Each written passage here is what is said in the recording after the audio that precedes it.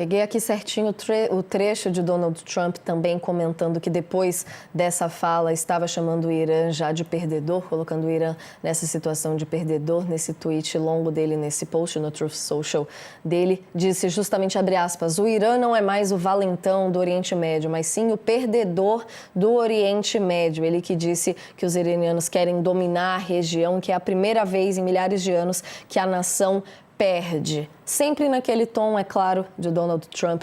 Também aqui, professor Beto, mas queria uma análise sua nessa linha em termos de cantar a vitória, como sempre, Donald Trump aqui mais uma vez, né? Pois é, Natália. Na verdade, eu confesso que eu acho que o Trump começa a exagerar na fórmula, as pessoas começam a ficar cansadas dessa bravataria dele, já não começa a ter o efeito. Antes ele conseguia, digamos assim, chamar atenção. Agora, na verdade, eu acho que só mostra um sinal de debilidade de quem perde, né, e diz, ganhei. A situação do Trump não é boa, ele foi empurrado pela essa guerra, foi feito de bobo pelo Netanyahu. Acho que qualquer analista internacional pode confidenciar isso.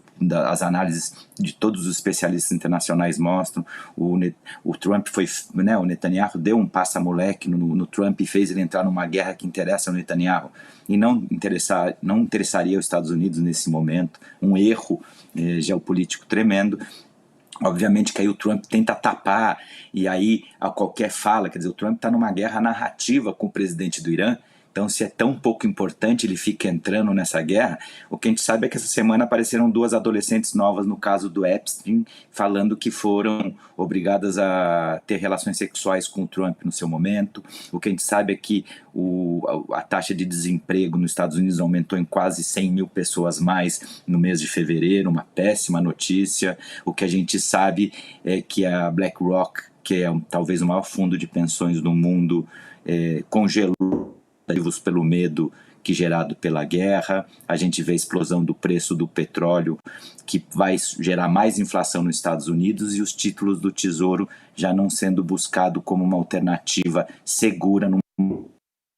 Na verdade, o Trump faz uma grande cortina de fumaça. Mas, por último, Natália, acho que muito importante, que está passando batido, o presidente do Irã diz que então as Forças Armadas devem dar aos seus aliados.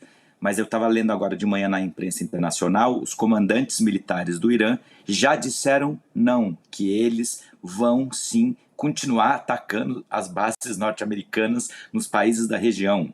Ou seja, ter descabeçado o regime iraniano, com isso que os Estados Unidos conseguiu, é aquilo que a gente já sabia, começar um cenário de caos, onde as Forças Armadas já não respeitam o atual presidente, começa o barata voa, começam ataques no Chipre, que obriga a Europa a entrar e ficar no meio do caminho entre Estados Unidos e Irã, não podendo tomar parte de um lado nem de outro. A gente vê líderes como Pedro Sánchez encarando não à guerra, enquanto o Merz na Alemanha faz um papel vergonhoso, né, de sabujo do Trump.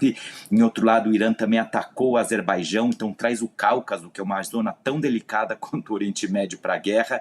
O Azerbaijão, que é um aliado histórico, tem interesse na região e não queria confusão, ao mesmo tempo que os Estados Unidos diz que vai apostar em milícias curdas para fazer o trabalho sobre o terreno no Irã, para não ter que botar soldados americanos. Só que os curdos são a maior ameaça à integridade territorial da Turquia. Então, é um cenário que os grandes especialistas internacionais já falam que é inquietante, realmente inquietante, e que não se pode descartar uma escalada em direção a uma terceira guerra mundial, e isso não seria um alarmismo, isso seria uma análise preocupante e real.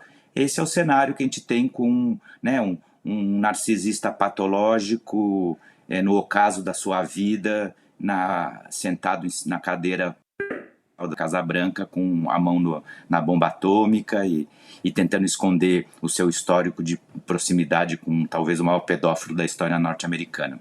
Mas vamos...